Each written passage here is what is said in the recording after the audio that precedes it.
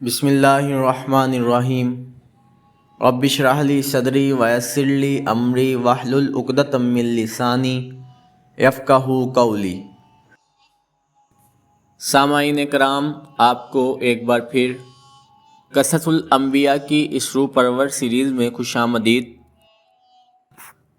آج ہم آغاز کرنے جا رہے ہیں ایک عظیم نبی کی کہانی کا، ایک ایسے نبی جنہیں ابو الانبیاء کہا گیا، یعنی تمام انبیاء کے باپ، حضرت ابراہیم علیہ السلام۔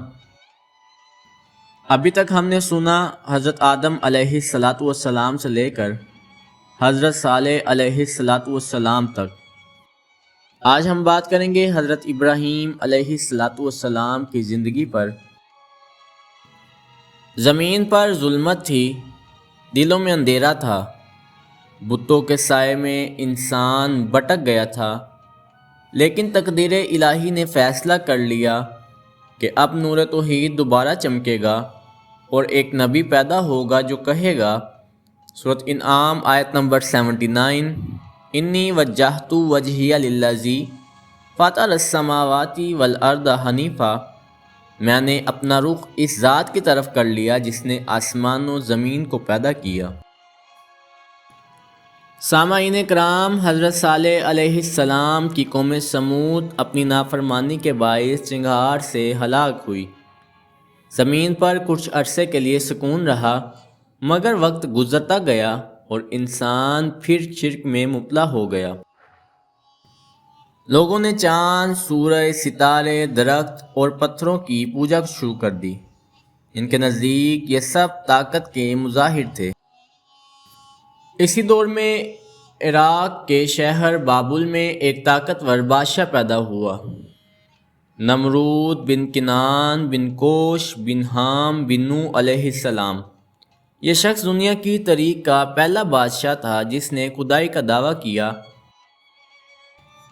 وہ لوگوں سے کہتا، میں زندگی دیتا ہوں اور موت بھی دیتا ہوں، اور جب حضرت ابراہیم علیہ السلام نے اس کے سامنے حق پیش کیا تو وہ یہی دعویٰ دہراتا تھا۔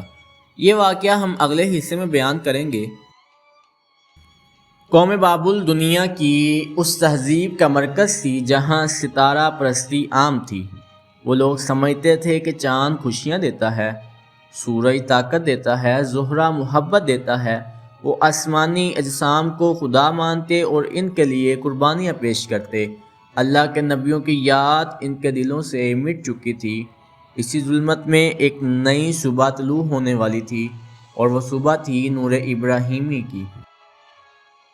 سامعین، حضرت ابراہیم علیہ السلام کا شجرہ نسب حضرت نوح علیہ السلام سے جا ملتا ہے۔ تاریخ اور تفاسیر کے مطابق ان کا نسب یوں ہے: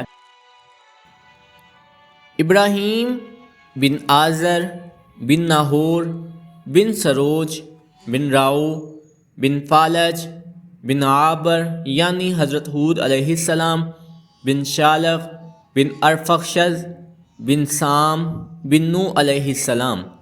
حضرت ابراہیم علیہ السلام حضرت نوح علیہ السلام کے بیٹے سام کی نسل سے ہیں۔ آپ کے والد کا نام آزر تھا۔ آپ کا سلسلہ حضرت ہود علیہ السلام سے بھی ملتا ہے۔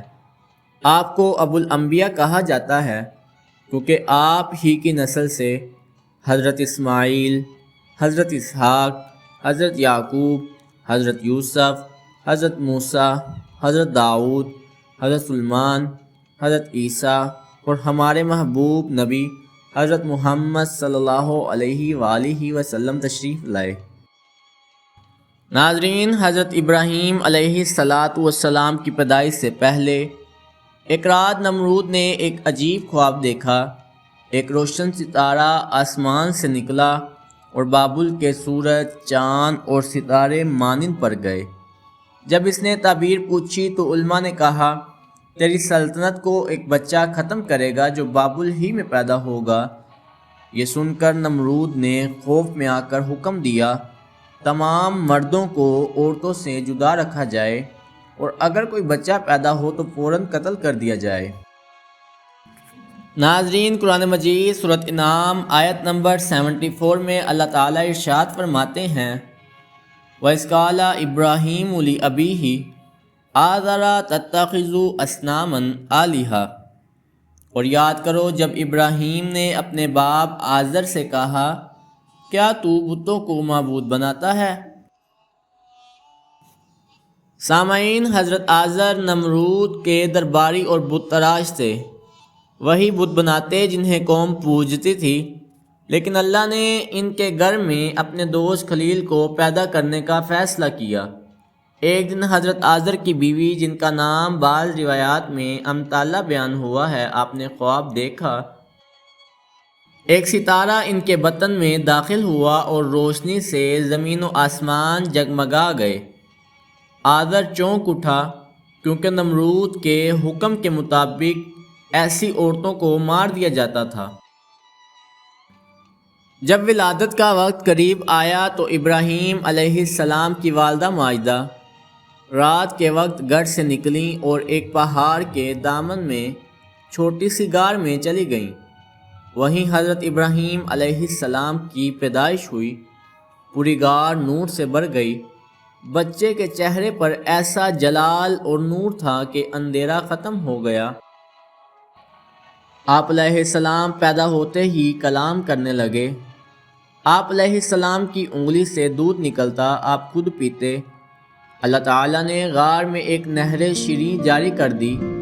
ان کی والدہ کبھی کبھار چھپ کر آتیں اور کئی سال تک وہ غار میں ہی پرورش پاتے رہے۔ سامعین، یہ غار صرف ایک چھپنے کی جگہ نہیں تھی، بلکہ توحید کے نور کا پہلا مدرسہ تھا۔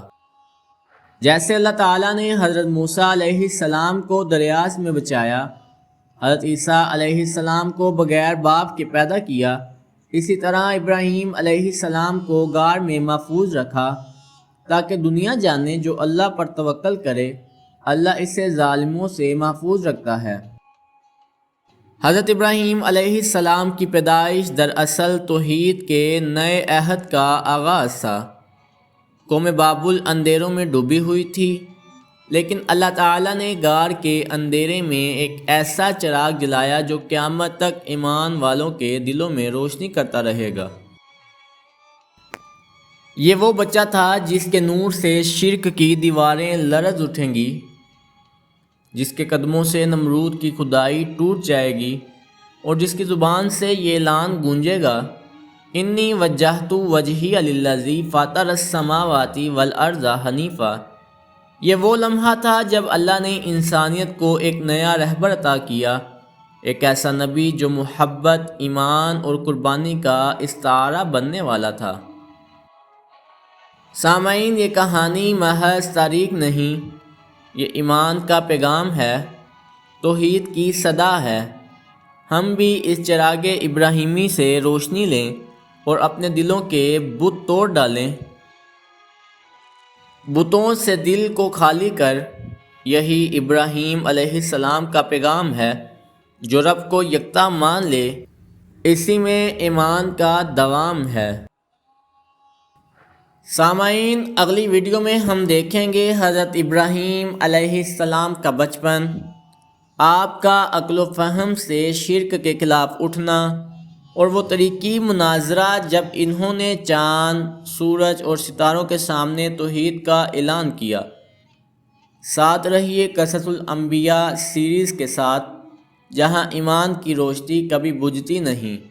اگر آپ کو یہ ویڈیو پسند آئی ہو تو لائک کریں، سبسکرائب کریں، شیئر کریں، کمنٹ میں درود پاک لکھیں۔ السلام علیکم ورحمۃ اللہ وبرکاتہ۔